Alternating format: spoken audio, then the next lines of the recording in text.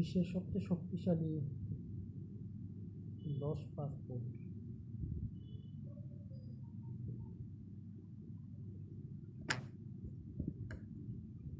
এটা 18 জুলাই প্রকাশ করতে হচ্ছে হেনলি অ্যান্ড পার্টনার্স। 1 নম্বরে আছে আমাদের সিঙ্গাপুর, যে দেশটা আমাদের কিছুদিন আগে স্বাধীন হয়েছে। আমরা স্বাধীন হয়েছি 1971, আর সিঙ্গাপুর স্বাধীন হয়েছে 1965 9 আগস্ট। মালয়েশিয়ার কাছ থেকে তারা স্বাধীন হয়। চিন্তা করুন সেই দেশটা এখন কোথায় আর আমরা কোথায় আছি। আর দ্বিতীয় অবস্থান আছে জাপান, আমাদের এশিয়ার অন্যতম শক্তিশালী রাষ্ট্র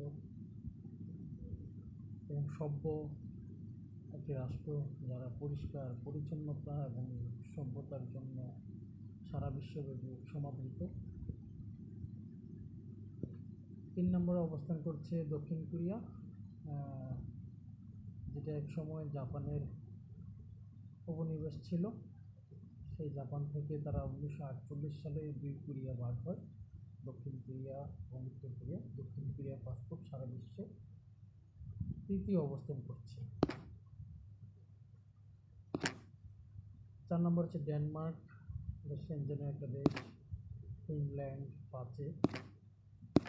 6-এ আছে ফ্রান্স, 7-এ আছে জার্মানি, 8-এ আছে আয়ারল্যান্ড। আয়ারল্যান্ড আমার খুব পছন্দের একটা দেশ।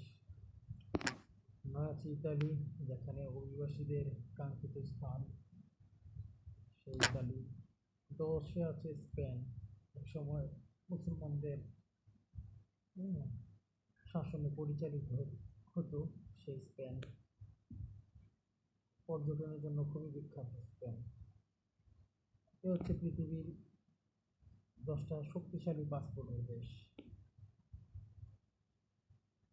আর আমাদের বাংলাদেশের অবস্থান হচ্ছে 98তম। চিন্তা করুন, সিঙ্গাপুর 1965-তে স্বাধীন হয়েছে, তারা অবস্থান করছে 1-এ, আর আমরা 1971-এ স্বাধীন হয়েছি তার কিছুদিন পর, 6 বছর পর আমরা অবস্থান করছি 98-তে। তাহলে বুঝুন আমাদের অবস্থা। আমাদের নিজেদেরকে পরিবর্তন করতে হবে, তখনই আমরা একটু ভালো চোখে মানুষ দেখব।